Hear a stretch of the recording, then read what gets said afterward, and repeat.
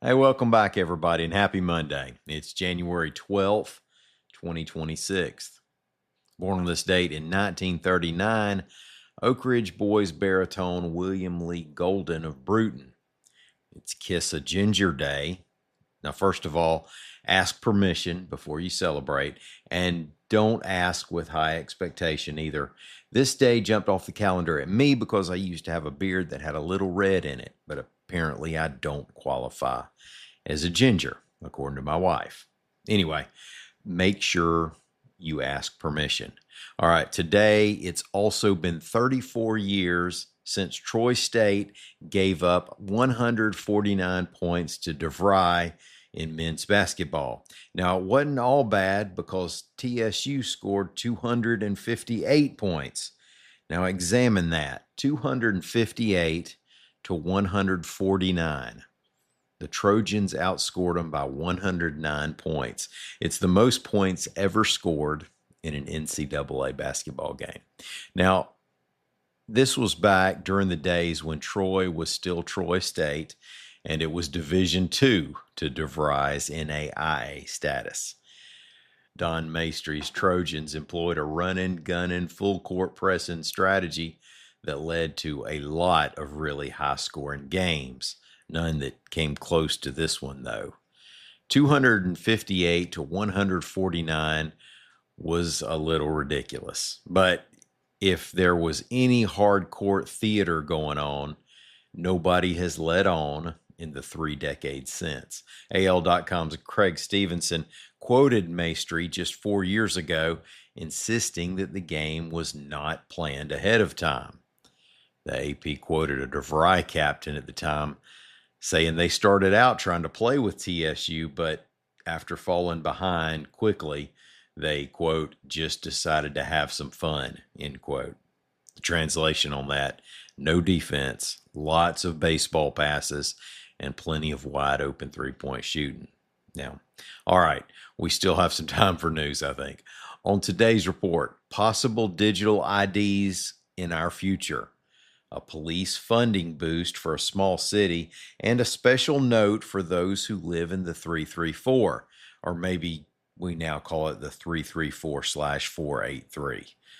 I'm Mike Morgan, and we're down in Alabama.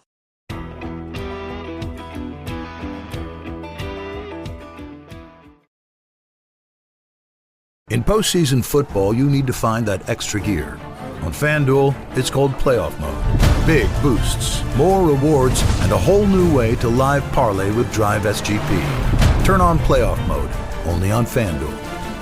New customers bet $5 and get $300 in bonus bets if you win. 21 plus and present in select states. First online real money wager only. $5 deposit required. Bonus issued as non-withdrawable bonus bets which expire 7 days after receipt. Restrictions apply. See full terms at FanDuel.com/sportsbook. Gambling problem? Call 1-800-GAMBLER or visit rg-help.com.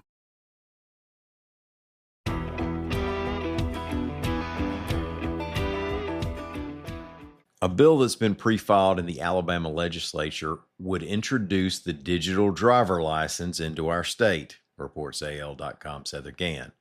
The measure, from State Representative Ontario Tillman, a Bessemer Democrat, would give Alabama residents the option to purchase a digital license or state ID along with the hard copies for an extra $15.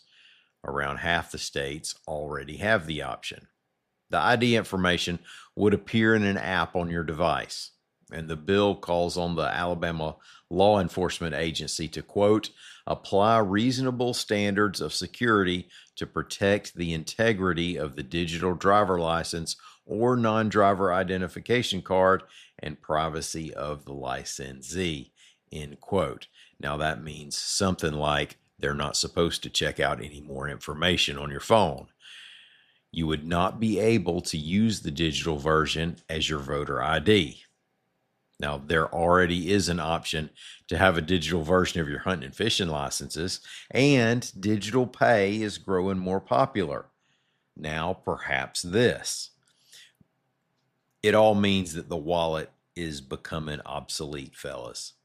Now, if we make it there, have a little ceremony when you clean yours out for the last time. You'll probably find a Sam Goody punch card that hasn't been used since Stone Temple Pilots debuted, 8 Lowe's gift cards and one or two other things that you never got around to using.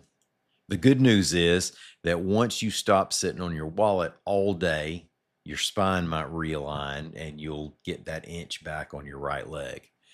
The legislative session begins Tuesday. If you haven't listened to Friday's episode yet, Capitol reporter Mike Kaysen joined me for a preview on the session, so check that out. We're just a few years removed from hearing cries for defunding police. Then came the backtracking on that phrasing amid shifting political winds and rising homicide rates in many cities. And here we are in 2026. And one small Alabama city may be about to double the size of its police force if a current spending package makes it past the president's desk, reports AL.com's Joseph D. Bryant. Congresswoman Terry Sewell, an Alabama 7 Democrat, said there is $750,000 for the city of Brighton's public safety and appropriations legislation that has passed the U.S. House of Representatives.